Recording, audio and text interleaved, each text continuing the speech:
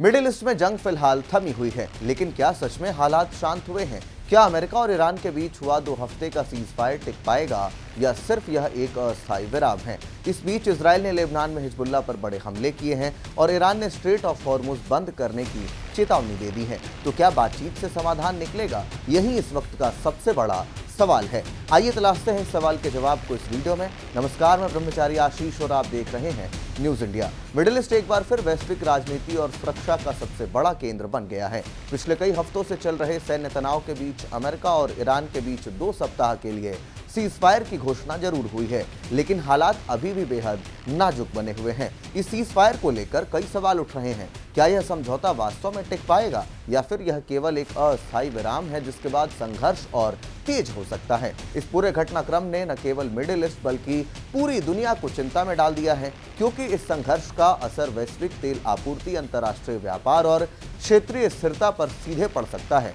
Cease fire के बावजूद Israel और हिजबुल्लाह के बीच जारी हमले ने इस समझौते की विश्वसनीयता पर गंभीर सवाल खड़े कर दिए हैं। सीज फायर के बाद अब अगला महत्वपूर्ण कदम बातचीत का है। पाकिस्तान की राजधानी इस्लामाबाद में अमेरिका और ईरान के बीच इस युद्ध विराम के विवरण और आगे की रणनीति पर चर्चा होने जा रही है। इस वार्ता को बेहद अहम माना जा रहा है, क्योंकि इसमें यह तय होगा कि सीज फायर स्थायी शांति की दिशा में आगे बढ़ेगा या फिर केवल एक अस्थायी समझौता साबित होगा। व्हाइट हाउस ने पुष्टि की कि अमेरिकी प्रतिनिधिमंडल का नेतृत्व अमेरिका के उपराष्ट्रपति जेडी वेंस करेंगे, जो इस्लामाबाद पहुंच रहे हैं। ईरान ने भी इस बातचीत में शामिल होने की पुष्टि कर दी है। इसका मतलब यह है कि दोनों पक्ष फिलहाल कूटनीतिक रास्ते से समाधान खोजने के लिए तैयार जरूर हैं। हालांकि बातचीत शुरू होने से पहले ही हालात ने एक नया मोड़ ले लिया है।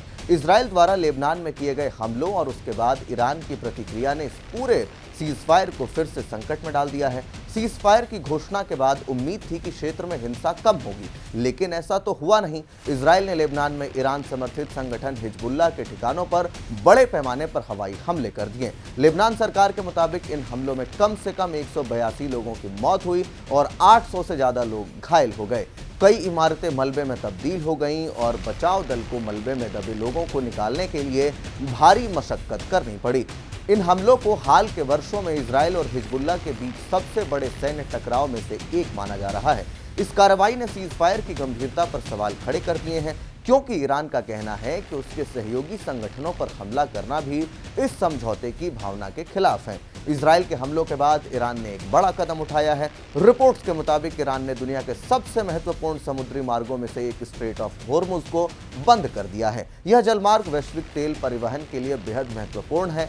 दुनिया के कुल समुद्री तेल व्यापार का 22% यानी एक बड़ा हिस्सा इसी रास्ते से गुजरता है। अगर यह मार्ग लंबे समय तक बंद रहता है तो वैश्विक ऊर्जा बाजार में गंभीर असर पड़ सकता है। ईरान ने जहाजों को चेतावनी दी है कि अगर वे समुद्री सुरक्षा नियमों का पालन नहीं करते हैं तो समुद्र में बिछाई गई बारूदी सुरंगों का सामना करना पड़ सकता है। साथ ही जहाजों को वैकल्पिक मार्गों का उपयोग करने की सलाह दी गई है। हालांकि अमेरिका ने इस कदम पर कड़ी प्रतिक्रिया देते हुए ईरान से तुरंत इस जलमार्ग को खोलने की मांग की है।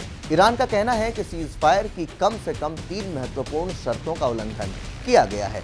पहला आरोप यह है कि लेबनान में इजरायल के हमलों ने क्षेत्रीय संघर्ष को फिर से भड़का दिया है।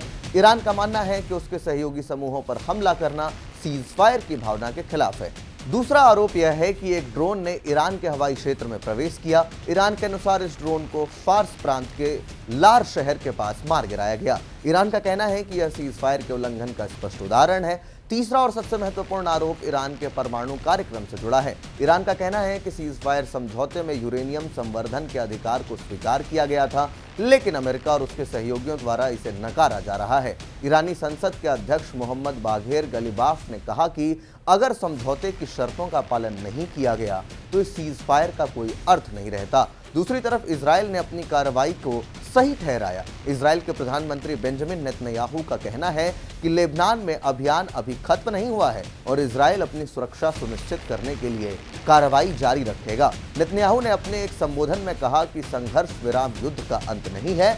उनके अनुसार इजरायल के सामने अभी भी कई ऐसे लक्ष्य हैं जिन्हें हासिल करना बाकी है। अगर बातचीत से समाधान नहीं निकलता है तो इजरायल सैन्य कार्रवाई जारी रख सकता है।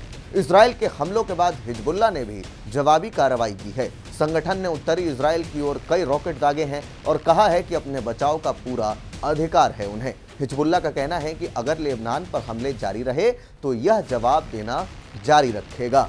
इस बयान ने क्षेत्र में तनाव को और बढ़ा दिया है, क्योंकि इससे संघर्ष को और फैलने की आशंका पैदा हो गई है। इस पूरे घटनाक्रम के बीच अमेरिका ने भी सख्त रुख अपनाया है। अमेरिकी रक्षा मंत्री पेट हेगसेट ने कहा कि अगर ईरान युद्ध विराम की शर्तों का पालन नहीं करता तो अमेरिका फिर से सैन्य कार्रवाई कर सकता है। उन्होंने यह भी कहा कि अमेरिकी सेना फिलहाल अपना काम कर चुकी है, लेकिन अगर जरूरत पड़ी तो दोबारा कार्रवाई के लिए तैयार है। अमेरिकी सेना के अनुसार हालिया संघर्ष के दौरान ईरान के हजारों सैनिक ठिकानों को निशाना बनाया गया है। उसकी वायु रक्षा प्रणाली को भारी नुकसान पहुंचा। इस पूरे संघर्ष का सबसे बड़ा असर आम लोगों पर पड़ रहा है।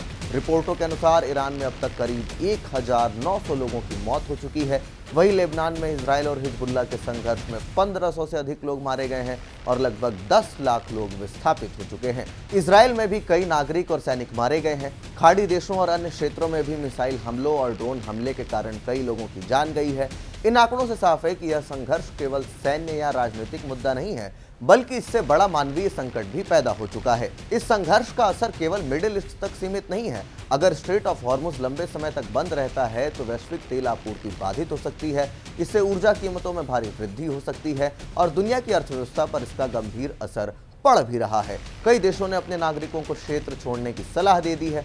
खाड़ी देशों में मिसाइल हमले की चेतावनी भी जारी की गई है। मिडिल ईस्ट की राजनीति हमेशा जटिल रही है और यहाँ छोटे घटनाक्रम भी बड़े युद्ध का रूप ले सकते हैं। अमेरिका और ईरान के बीच हुआ यह 2 सप्ताह का सीजफायर एक उम्मीद जरूर पैदा करता है, लेकिन जमीन पर जारी घटनाएं बताती हैं कि हालात अभी भी बेहद नाजुक हैं। इजराइल और हिजबुल्लाह के बीच जारी संघर्ष, स्ट्रेट ऑफ हॉर्मुज का बड़ा मुद्दा और अमेरिकी ईरान के बीच अविश्वास, ये सभी ऐसे कारक हैं जो इस युद्ध विराम को किसी भी समय कमजोर कर सकते हैं। आने वाले दिनों में इस्लामाबाद में होने वाली बातचीत और क्षेत्रीय घटनाक्रम ही तय करेंगे यह सीज फायर स्थायी शांति की दिशा में पहला कदम साबित होगा या फिर यह केवल एक अस्थायी विराम बनकर रह जाएगा। बहरहाल इस पूरे विषय को लेकर आप क्या कुछ सोचते हैं, कमेंट बॉक्स में हमें अपनी राय लिखकर जरूर बताएं। धन्यवाद।